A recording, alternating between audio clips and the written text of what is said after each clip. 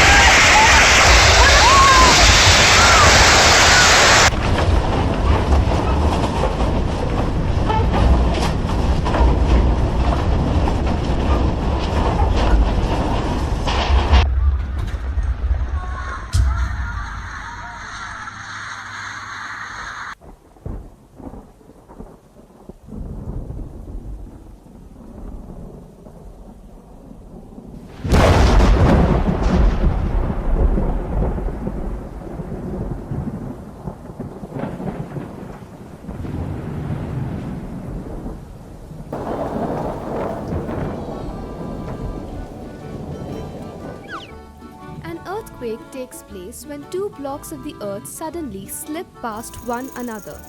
The surface where the slip is called a fault place, and the location directly above it on the surface of the earth is called the epicenter. Sometime place before a large earthquake takes place. The largest main earthquake is called the main shock. Main shocks are always followed by aftershocks. What causes earthquakes and where do they happen? The earth has four major layers: the inner core, outer core, mantle and crust. And the top of the mantle make up a thin skin on the surface of our planet. But this skin is not all in one piece. It is made up of many pieces covering the surface of the earth. Pieces are called tectonic plates, and these pieces keep moving around slowly. These plate boundaries are made up of many faults. Slide past one another is being accumulated.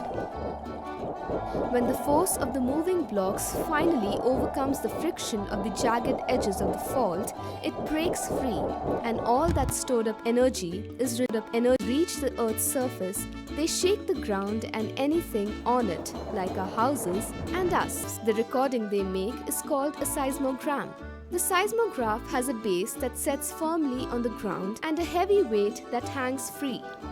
When an earthquake causes the ground to shake, the base of the seismogram shakes too, but the hanging weight does not. Instead, the spring. What to do in the event of an earthquake? During an earthquake, if you're indoors, stay there. Get under and hold onto a desk or table, or stand against an interior wall. Stay away from exterior walls, glass, heavy furniture, fireplaces and appliances. If you're in an office building, stay away from windows and outside walls, and do not use the elevator. If you're outside, get into the open. Stay clear of buildings, power lines, or anything else that could fall on you. If you're driving, move the car out of traffic and stop. When parking, avoid bridges or overpasses. Try to get clear of trees, lampposts, signs, and power lines. When you resume driving, watch out for road hazards. If you're in a mountainous area, be aware of the potential for landslides. Likewise, if you're near the ocean, be aware that tsunamis are associated with large earthquakes. If you're in a crowded public place, avoid panicking and do not rush for the exit.